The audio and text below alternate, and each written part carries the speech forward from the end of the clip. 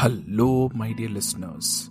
My name is Kishore Ganesh, and in this episode of the Vocal About Visuals podcast, I'll be reviewing Celine Song's Korean English bilingual film Past Lives, starring Greta Lee, Teo Yoo, John Magaro, and others. Fun fact, this movie hit me so hard that I couldn't write a review when I actually saw it about 8 months back. But then, the star of the film, Teo Yoo, liked my story on Instagram about this film, and that joy kinda pulled me out of the gut wrenching that this film actually put me through. I'm recording this episode on Valentine's Day, so I would like to take this opportunity to wish all of you a very happy Valentine's Day and just put this message out there to the world that, let's all spread some love.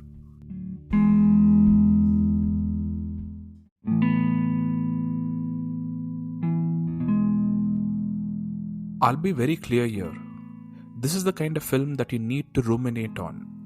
That's my opinion at least, because this film is not logic, it's pure emotion. And the fundamental thing about emotions is that they change, they evolve. They are this flux state that eventually settles into an equilibrium. And that's what my opinion of this film was too. Initially when I saw it, I was shattered. Then I was angry at the heroine, a magnificent Greta Lee.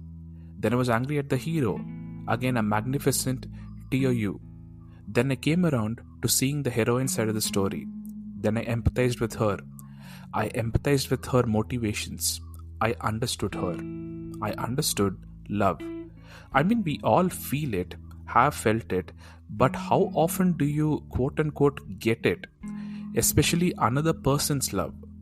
For a long time after the film, I was firmly of the opinion that what the heroine did was something that I couldn't relate to. I couldn't understand as to why she didn't pick her childhood love over everything else that she had built, including the mature love and happy marriage that she was currently in. But I gave it a few months. Then I got her.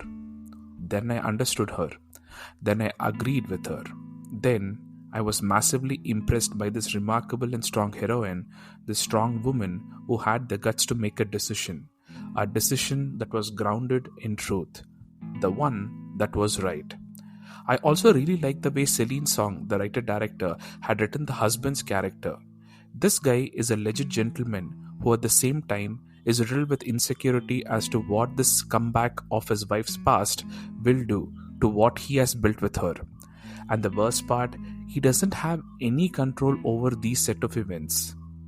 If things go the other way, as they very possibly can, he loses everything. But he cannot do anything about it. What drama.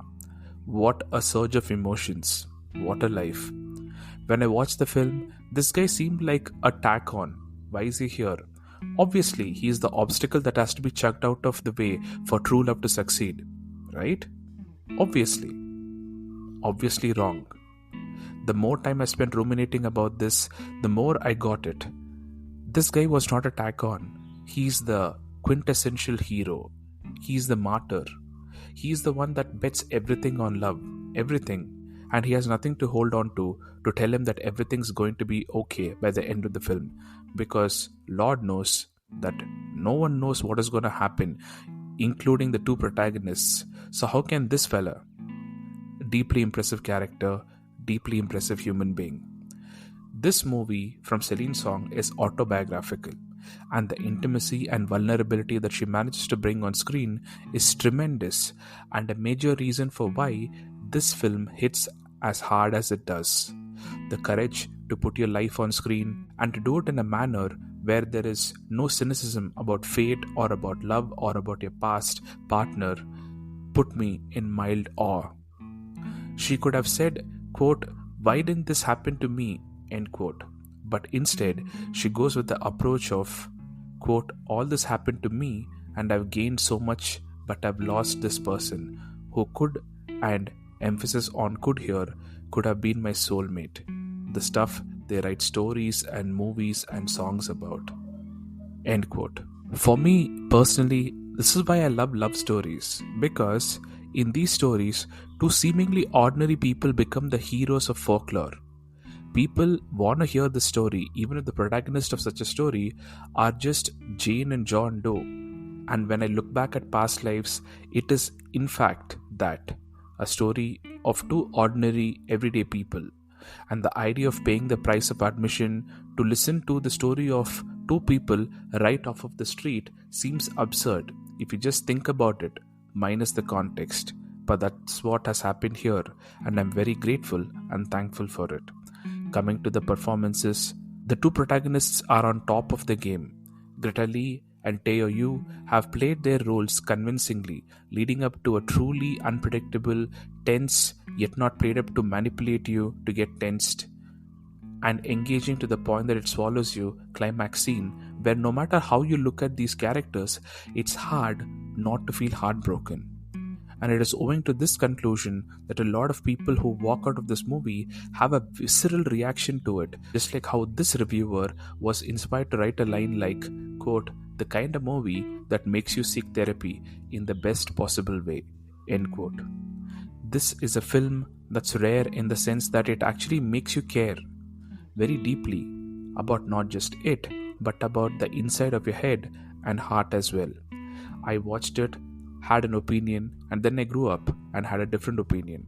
That's the power of art, and that's the power of this film. A hearty recommendation from yours truly. Once again, my name is Kishore Ganesh. This is the Vocal About Visuals podcast, and thank you, my dear listeners, for your time and for listening. Please do give this podcast a follow on your preferred podcast platforms and on YouTube. Kindly do rate and review and comment on this episode wherever you happen to find it, because that really helps more people to discover this podcast. Thank you.